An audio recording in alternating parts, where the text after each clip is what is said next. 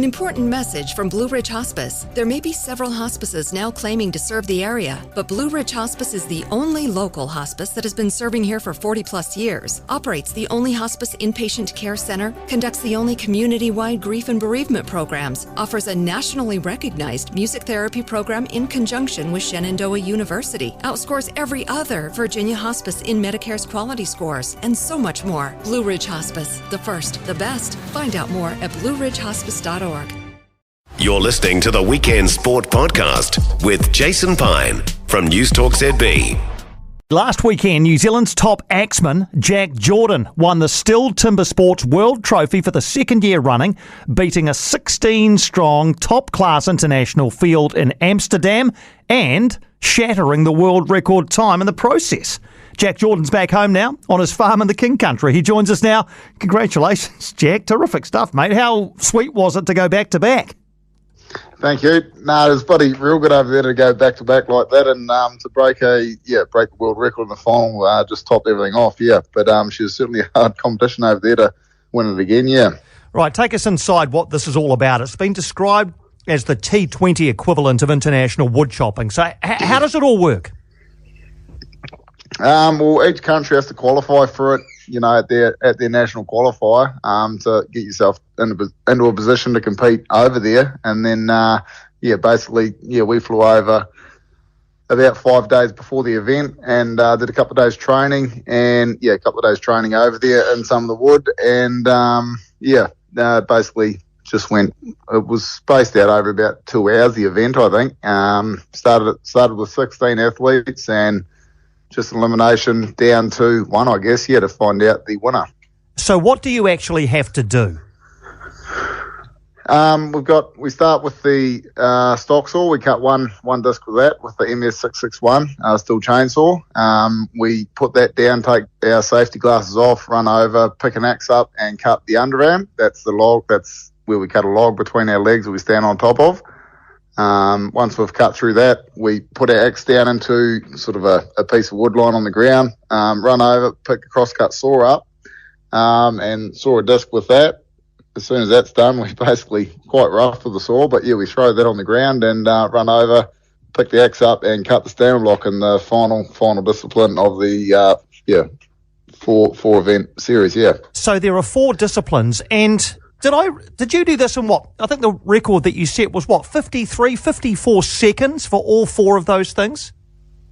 Yeah, 53 point something seconds, yeah. Had to be sort of reasonable wood to do so, but the final came out pretty good, so yeah. Mate, that's incredible. You're doing all 4 of those things inside a minute. And then what? So how long between, say, the round of 16, then the quarters, then the semis? How much rest do you get in between each one? It gets less and less. Obviously, when you do your first round, I qualified. We did a time trial the day before, and that sees you. That sees what pool you're in to get through to the final. So I qualified first the day before, which give me the longest rest from the first round through to the second round.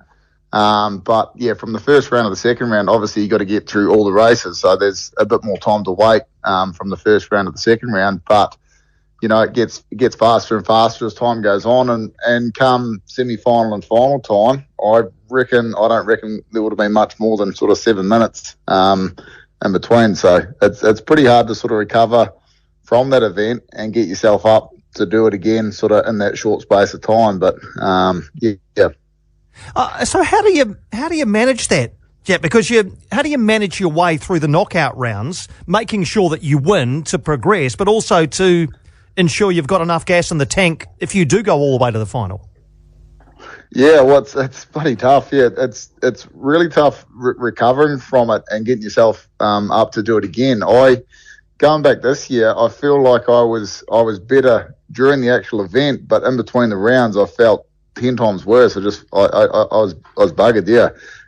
So it was sort of, I was almost sort of dry wrenching in between some of them races too. So it was pretty tough, but it's just what you got to do, I suppose. Yeah, it's certainly a tough event doing it like that. It's probably one of the toughest events in wood chopping, I feel. Yeah. Oh man, it sounds like it. So once you do get back up there, as you say, you've been trying your best to recover. As you say, you're dry reaching, you're not feeling in the best of shape. Does adrenaline just take over to some degree? Yeah, I think it does when we get up there. I certainly think that it did this year when it come round, because when I got up there actually competing, I didn't feel the fatigue quite so bad when I was actually in the moment. It was sort of after it and in between that, but certainly I had the way it all worked out, we have a time trial like that, and usually the first round, like usually the way it seeds, usually the first round's a little bit easier, and then they get tougher and tougher as it goes on. But the way the qualifier went for it, I probably had the hardest run to get through to the final. So it sort of was, it didn't work out the way it was supposed to go. So I had Australia straight after the first round, then USA, and then obviously the final. So it's three pretty tough races, one after the other, yeah. Yeah, well, you've earned it then if you've gone there the hard way and beaten the Polish competitor in the final. So when you chop through the final piece of wood and it falls and you've won, what sort of, apart from being absolutely knackered, what are you feeling after that? Oh, it's just a relief, I think, because you put so much into it sort of before you go over, and you do so much training, and the training for it it's so hard as well. So to come away with a win and sort of realise you've won after putting all that effort in, I think relief is probably the biggest thing. And then to look up and see that, you've broken the world record too, I guess, makes you feel quite proud about what you've done the last sort of couple of months leading up to it, yeah. What does your training consist of, Jack? For that event, I pretty much do that event 3 nights a week. So I'll do 3 or 4 races 3 nights a week and just push myself as hard as I possibly can, doing all the events, I guess, yeah. I was trying to do quite a bit of running and do a bit in the gym for it too, to sort of, for a bit extra. But just doing the event is by far the best way of training for it, yeah. And as defending champion, did you feel more pressure or less pressure this time around? Nah, not at all. I think it was about the same. Obviously you go all the way over to you fly all the way to Europe, so you're flying for, I think we flew for 24 hours all up. That's without including layovers. So I think you fly all that way over there and go through all the pain of training beforehand. I think that you just want to do so well, and you want to go home feeling good about winning rather than going home defeated, if you know what I mean. So I think that's the only way there was sort of pressure on me. I think that's the only way I sort of felt it, yeah. Did you get the chance to celebrate, or did you just go to sleep? I felt like going to sleep straight after, but there's a bar just outside where we were competing, so they had that open until about 12. So you had a few beers there with everyone and caught up with everyone again, and certainly a few beers that night. Yeah, well deserved. And what about a three-peat then? Are you eyeing up 3 in a row next year? Oh yeah, for sure. It'd be great to be able to, just get the opportunity to go back and do that. But there's a sort of lot of time between now and the next qualifier for that. So yeah, there's a lot of training and sort of a lot of events before then, in between, to sort of try and do your best at. Later in the year, we go to Stuttgart, Germany for the World Championships too. So that's certainly a big one of my goals to tick that off. So yeah. I know we spoke to you last year on the show and you told us how you got into it, but maybe you just want to give us that story again. How did you get into competitive wood chopping?